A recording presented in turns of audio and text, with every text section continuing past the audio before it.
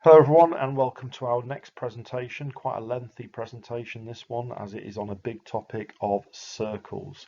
So we are going to take what you've already learned at school with your GCSE and we will take those ideas and extend them to A level as well. So here is our starter question. I'd like you to fill in the values for y based on the equation at the top of the page, and then I would like you to quickly sketch an xy plane as shown underneath and show me where those coordinates would be. I'll give you a couple of minutes to do that and then we'll have a look at what you've got. Okay, good. So what you should find is that there is no y value when x is -5, it's undefined. When x is -4, y is 0, and so on and so forth. Now these values of y have been rounded in a lot of cases, but that's perfectly fine. We get the gist of it. And by the time we get back down to 5 again, we don't have a y value when x is 5. And if I was to plot those points on my axes, I will end up with these points that you're seeing now. But that's only half the story, because when we ended up with our values for y squared, when we square rooted that value to get y, we could of course have also found there to be a negative value as well as a positive one. So here now in my grid are all the possible values of y when x is between -5 and 5, and if I plot those points on my grid as well, we see then that a circle is achieved. And a couple of characteristics about that circle. Number one is that it has a radius of 4, which we will learn in a moment how that is linked to the equation. And we can also see that the centre of the circle, which at GCSE level always tends to be the origin, we will see how that is linked to the equation as well on the next few slides. Okay, good. So before we look at that relationship that I was mentioning just a moment ago, I've got 5 more circle equations here, slightly more complex than perhaps you've seen at GCSE, but what I would like you to do is to investigate them for about 10 minutes, try and find some coordinates that would work for the equations, have a go at plotting them, and then in about 10 minutes, like I say, come back to the PowerPoint and we'll go through the answers. So if you'd like to pause and play around with those for a bit, and then when you're ready, press play and we'll have a look at your answers. So here is number one. This is x squared plus y squared equals 64. And from that curve, we notice two things, and these are the important things. First of all, the center is at 0, 0, and the radius of this circle is 8. Here is circle number 2. So this represents the equation x plus 1 squared plus y squared equals 25. You will notice a couple of things. The first of which is that the center has now moved. The center is now at -1, 0, and the radius is 5. Here's number 3. This time the center of our circle is at 0, 4, and our radius is 4. The fourth example would look like this, and in this case the center of the circle is at -3, -2, and the radius is 3. And finally, here is our fifth circle, and if I was to look at the same characteristics again, I will notice that the center this time is at 4, -4, and there is a radius of 2. So by looking at those 5, hopefully you're starting to develop an idea for how you can find the center of a circle and the radius of a circle from the equation. So as long as it's written in this form where you've got the x's together, the y's together, and then a value on the right hand side of the equal sign, you can quickly say what the center is and what the radius is. So the center is the value of x and y that make the brackets equal to 0. So if y squared is on its own, then it represents a y value of 0. But if you've got x plus 1 all squared, then that represents an x value of minus 1. And the value on the right hand side represents a value of the radius squared. So if you take that value and square root, you have the radius of your circle. Good. So a general way of writing what we've just discovered is this, which can go into your notebooks, please. So any equation of a circle can be written in this form. So x minus a all squared, y minus b all squared equals r squared on the right. And don't worry, as with other topics we've seen so far this year, don't worry too much about the connector.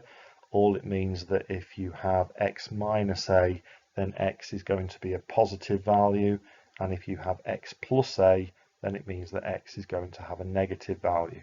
So that connector that currently is minus could be positive as well. But from those two brackets, we can now ascertain that the centre of the circle is going to be at AB. And we can ascertain from the r squared value on the right hand side that the radius of the circle is going to be r.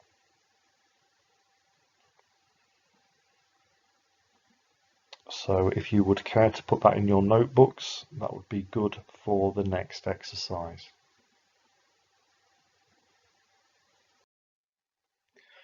So here is that exercise. It's going to practice some basic ideas of circles, looking at the radius, looking at the centre, maybe sketching a few circles along the way as well. So please, by all means, have a go. It's on page 52, exercise 6.1. Mark your own answers, please, using the back of your textbook. And if there are any problems, please do not hesitate to talk to your class teacher. Once you've had plenty of practice in that, I will see you on the next slide. Okay, good. So let's have a look at that circle equation in a little bit more detail. So this form of the circle equation, as we've seen on the exercise you've just done, can be very good to identify the center of the circle and the radius as well. But we could expand the brackets in order to have our circle equation in a different form.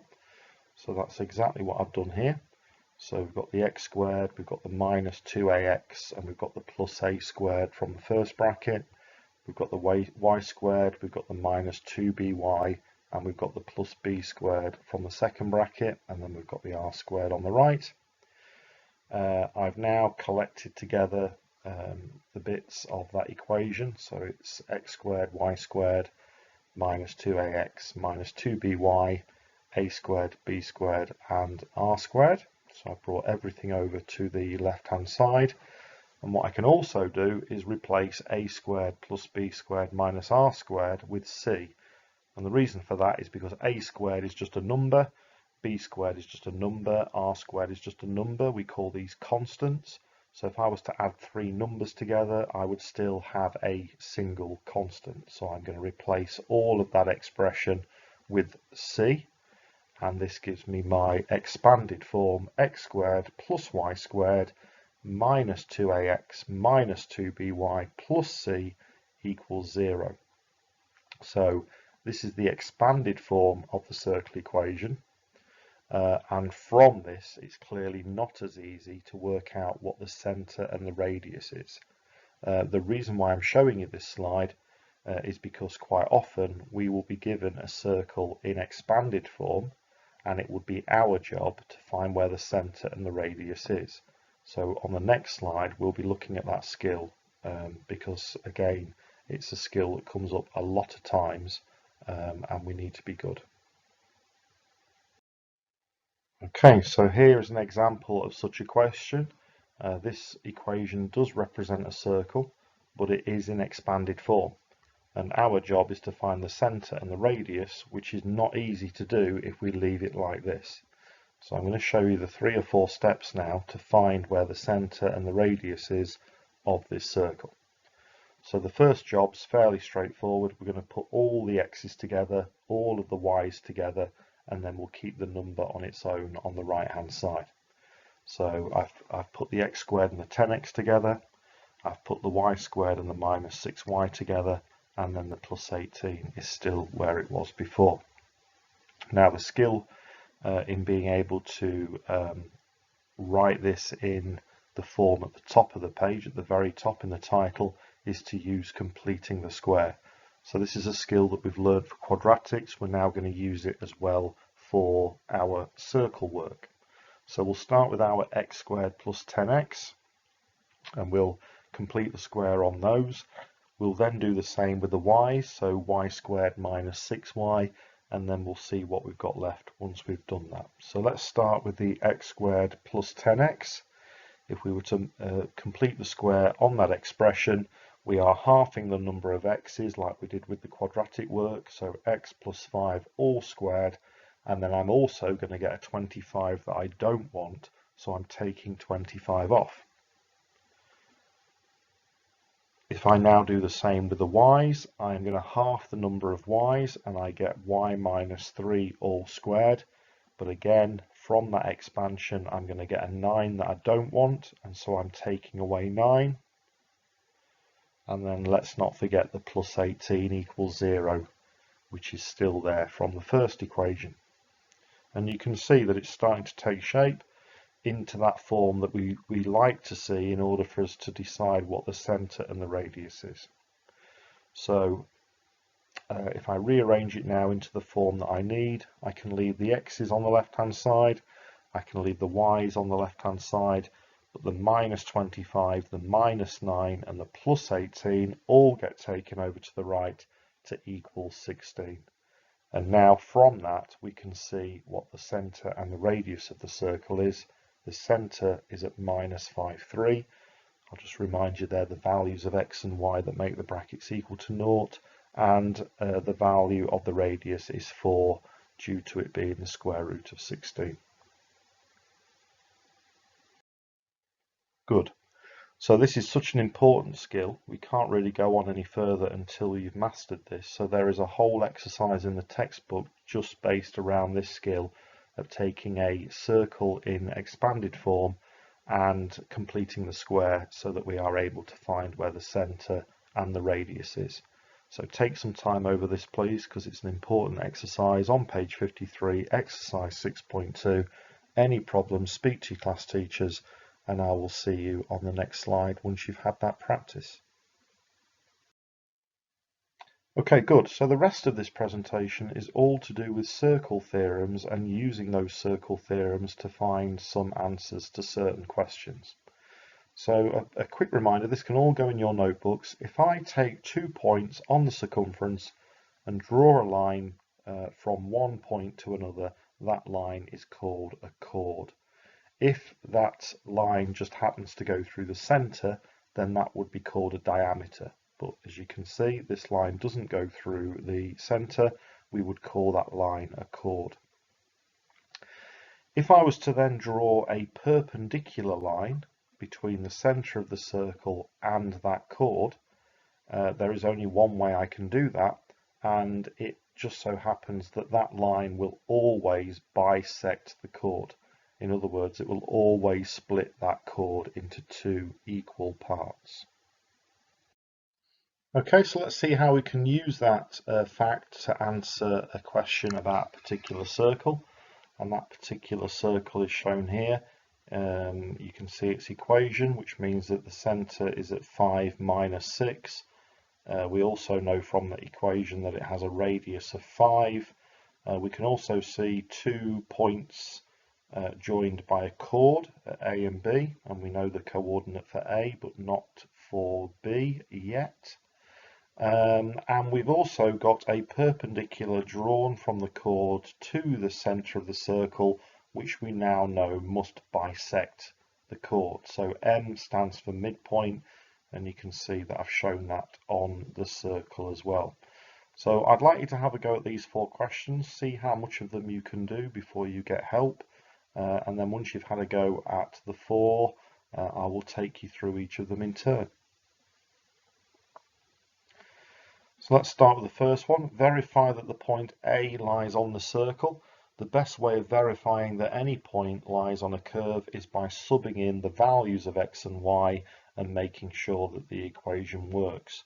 So we're going to take the point A with an x value of 1 and a y value of -3, and we're going to sub those values into the equation and prove that it works. So here is the maths on the right hand side. I've replaced x with 1, y with -3, and because it's a verify, which in essence is a show that question, we need to show lots of lines of working. So on the next line I've written that that's the same as 4 squared plus 3 squared, which indeed does equal 25. So there is proof indeed that 1 minus 3 does lie on the circle, and you would finish it off for 1 mark by saying that exactly as it is at the end of the question. So you've done the maths, but what have you proven? You've proven that point A lies on the circle. Sorry, there's a little mistake there. That should say A lies on the circle and obviously not B. Let's move on to question 2. So it says that B lies on a horizontal line through the centre of the circle. Find the coordinates of B.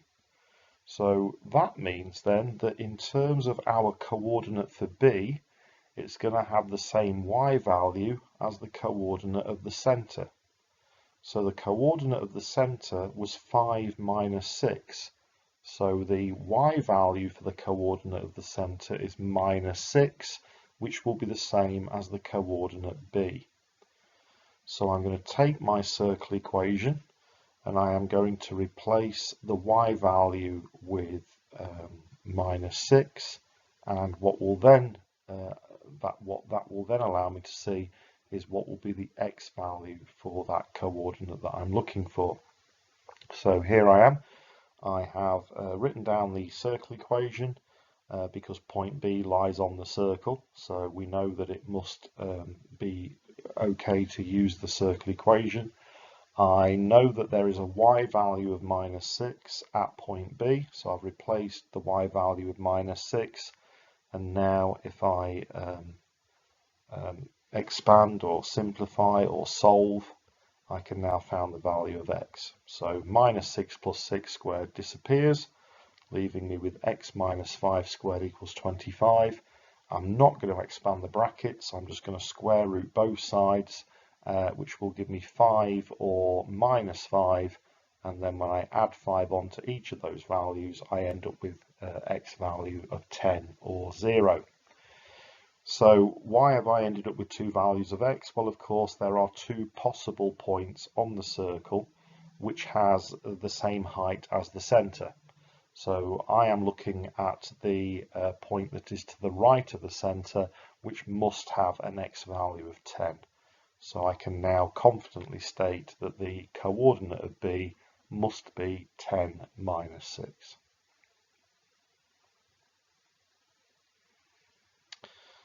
Okay, so now that I've found B, it's then asking me to find the coordinate of M, and M is the midpoint between A and B, so I can use my skills from the straight line presentation to find that midpoint. So I'm going to add the x values together and half, and then I'm going to add the y values together and half, and that will be my midpoint M. So I'm adding 1 and 10 and halving, I'm adding -3 and -6 and halving, and I end up with a midpoint M of 11 over 2 minus 9 over 2. You don't need to change them into mixed numbers or decimals, so I'm going to leave my answer as you see it there. And then finally, number 4, I need to find the equation of the perpendicular bisector of the line AB. So again, this is a question that was covered on the straight line presentation, but just to remind you, I'm looking for, in essence, the equation of the line that joins the centre to the point M. That would be the perpendicular bisector of AB. So to do that, I need two things. I need the gradient of that line, and I need a point that it passes through. So I can use either of these 2 points here. One is the centre, one is M. The perpendicular bisector passes through both of those points, so I can use either. But in terms of the gradient, which I'm going to work out first, it is these 2 points that I would use to find the gradient of that line. So I can put those values in. I've taken the y values away. Be careful about the double negatives. I've taken the x values away. I've used the formula for the gradient, and I get a nice value of 3. So the line that you're seeing on the circle that joins the centre to M has a gradient of 3, and then I can use either of the 2 coordinates and place into any of my straight line equations to give me the perpendicular bisector. So I have used the coordinate 5 minus 6. I think that that's probably the best bet. It's got nicer values than the first coordinate, but it's completely your choice. I've placed those values into y minus y1 equals m lots of x minus x1. You could use y equals mx plus c if you wish to. And then don't forget, if you are going to use this form of the straight line equation, you must collect together the like terms, which is exactly what I've done at the end to give me my y equals mx plus c equation. Good, so here is our next circle fact that we can write down in our notebooks. So a chord that goes through the centre of the circle is called the diameter. We talked about that on a previous slide. If we now make a triangle by connecting the end points of the diameter to another point on the circumference, it always forms a right angle triangle. And that's a circle theorem that you learn at GCSE.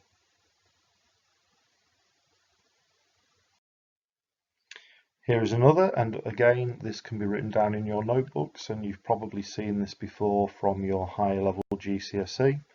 A line that touches the circle at exactly one point is called a tangent line.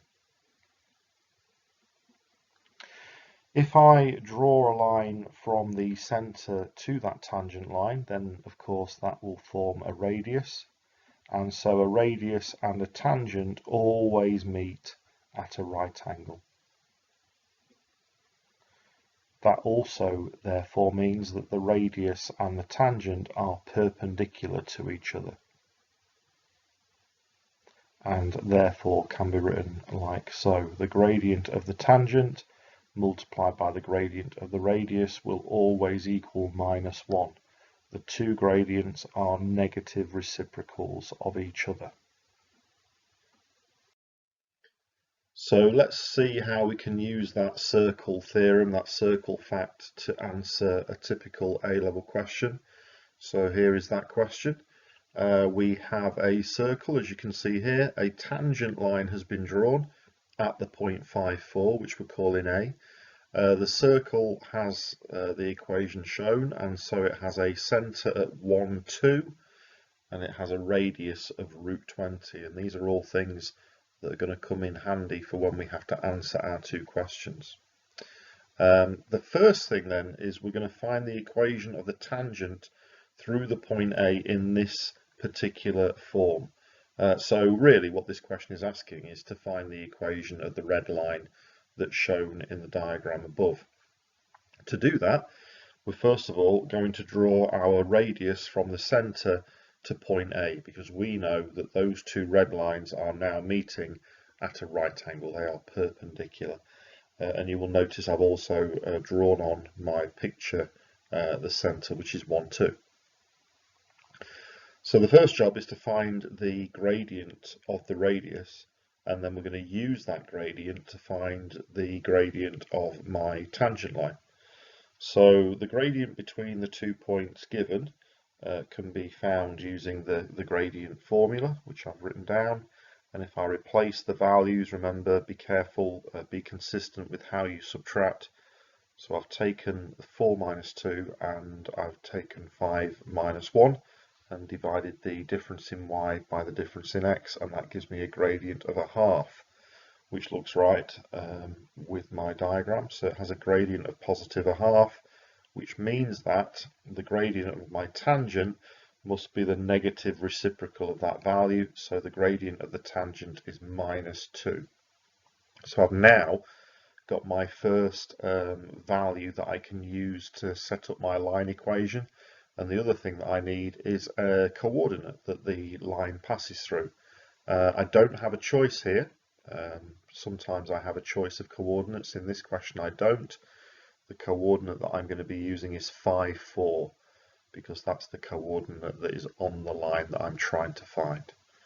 So I'm going to use this version. It really doesn't matter what version of the straight line equation you use, because you're going to have to write it in the form that they've asked for eventually. So I'm going to replace y1 with 4. I'm going to replace x1 with 5.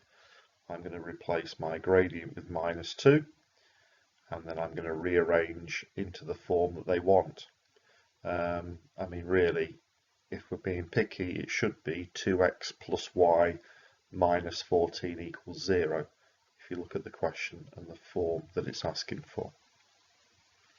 So that's question 1. And then we're going to show that 2y equals x plus 13. This is a new line. We are going to prove that this also is a line that is a tangent to the same circle. And the way that we're going to do that is we're going to solve these two equations simultaneously. We're going to put these two equations together to find out some details about where the line and the circle are meeting and the characteristics of where they meet. So I'm going to substitute my line equation into the circle equation. So I'm doing that by rearranging the line equation to x equals 2y minus 13. So it's substitution that I'm going to use to form my equation. And there is me now replacing x with 2y minus 13. So now I have an equation that's all in terms of y, which is good. And then I'm going to have to perform some expansion skills to get my squared value of y, and then my y's, and then the number. And you can do this yourself, but I've tidied up the first bracket, and then I've multiplied out, expanded both brackets, and brought the 20 across to the left hand side, and then finally I've tidied it up to give me 5y squared minus 60y plus 180 equals 0.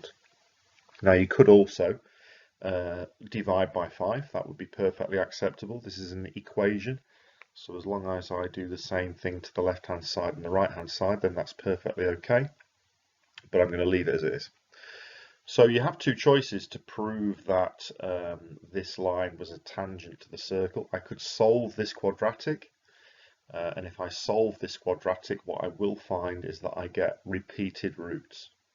I get a single value of y, or I get the same value of y twice. So that would prove that the line is a tangent to the circle because there is only one intersection point.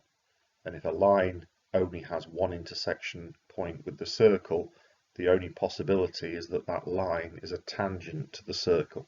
So that would be one way of solving this problem. But the way we're going to solve it is to look at the discriminant value. So we've done a lot of work on discriminants when we were doing quadratics. So we can work out the discriminant of this quadratic. And what we're hoping to find is that it's equal to 0. Because we learned when we were doing quadratics that when the discriminant is equal to 0, then that conclusion is that we have repeated roots. So that would be the same conclusion as we would get if we were actually solving the quadratic itself.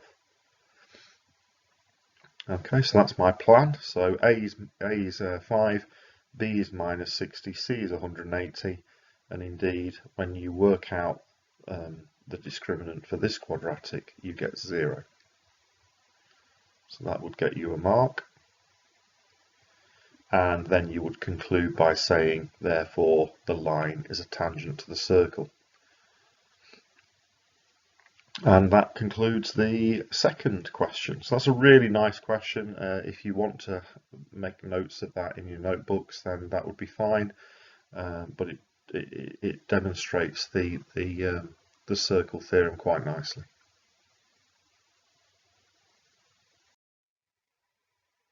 So this is the last of the circle theorems that we will need to discuss. And it says a circle that intersects all three vertices of a triangle is called the Circum Circle. So what we've got here is a triangle. It's got three corners, three vertices. And if I was to draw a circle so that the circle passes through all three vertices of the triangle, it is called a Circum Circle. And interestingly, if I am to take the perpendicular bisectors of the three sides of the triangle, then they would meet at the center of that circle. And again, we can use those ideas, we can use that knowledge to answer certain questions at A level, which we'll go on to on the next slide. But this can all obviously be written down in your notebooks, please. So finally, here's an example of a question that uses that skill. So we have here a triangle, nothing particularly special about the triangle, three vertices, and we've got to find the equation of the circle that goes through the points A, B and C, and we know now that that would be called a circum circle. So to find the equation of a circle, we need to do two things. We need to find where the center of the circle is.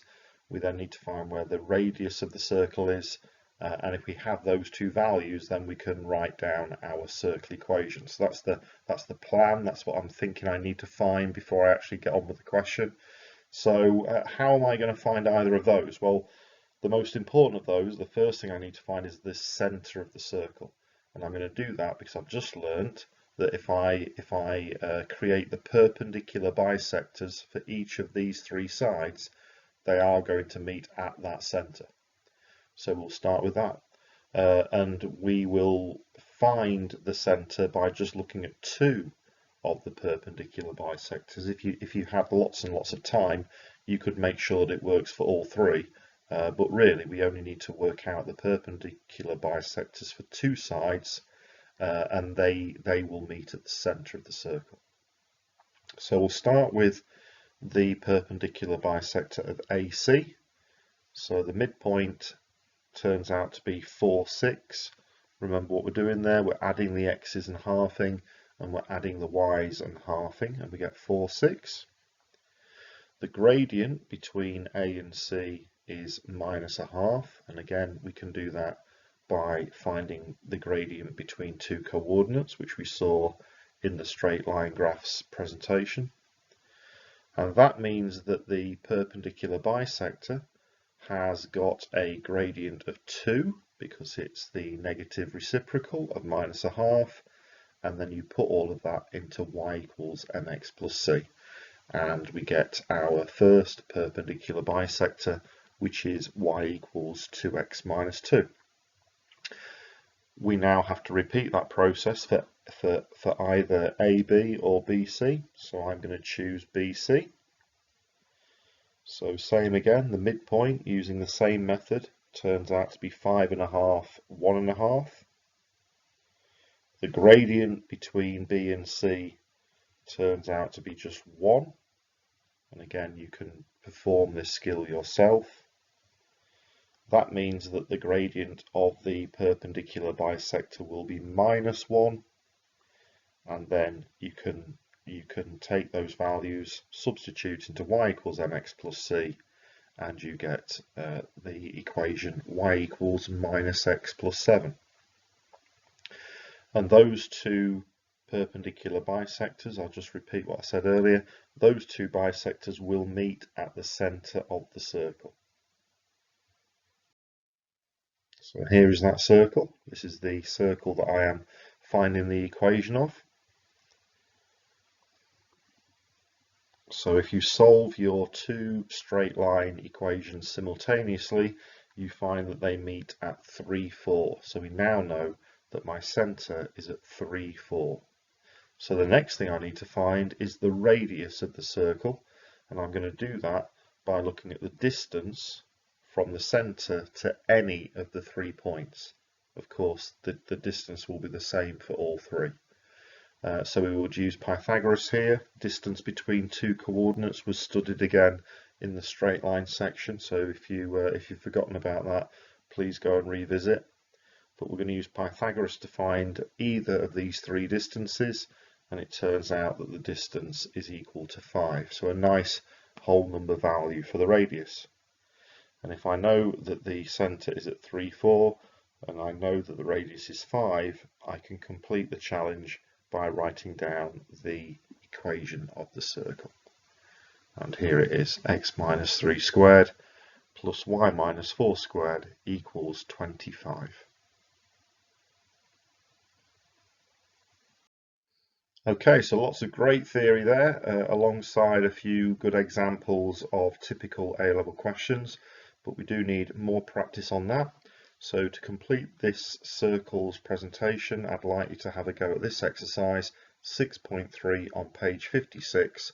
Any problems, speak to your class teachers, and that concludes our work on circles. So quite a lengthy presentation, this one. So this will take a few lessons to master, but I look forward to seeing you on the next presentation. Bye for now.